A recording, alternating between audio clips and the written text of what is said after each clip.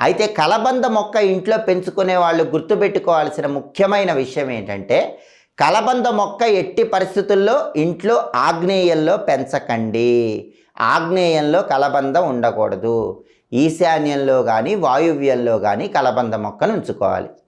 అలాగే కలబంద గుజ్జు తీసి శుక్రవారం పూట శ్రీ మహాలక్ష్మీదేవికి ఆ గుజ్జు నివేదన చేసి ఆ తర్వాత ఆ గుజ్జుని నీళ్లలో కలుపుకొని మీరు స్నానం చేస్తే భయంకరమైనటువంటి దరిద్రాలన్నీ పోతాయి.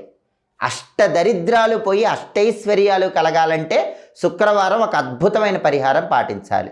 అదే కలబంద గుజ్జు పరిహారం. అది కూడా ఎప్పుడు చేయాలి? శుక్రవారం సాయంకాలం ప్రదోష కాలంలో చేయాలి. ప్రదోష కాలం అంటే సూర్యాస్తమయానికి ముందు వచ్చేటటువంటి 24 నిమిషాల కాలాన్ని ప్రదోష కాలం అంటారు. ఆ ప్రదోష కాలంలో మీరేం చేయాలి? కలబంద గుజ్జు